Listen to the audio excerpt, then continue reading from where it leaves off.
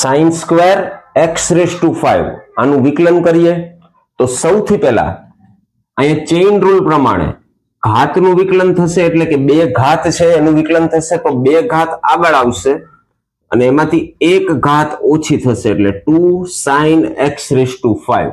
હવે આ વિકલન થયેલું છે બે ઘાતનું, પણ હજી આધાર એટલે કે સાઇન નું વિકલન બાકી છે, તો અહીંયા ગુણાકારમાં લખવું પડશે ddx sin of x raise to 5. હવે 2 sin x raise to 5 as it is.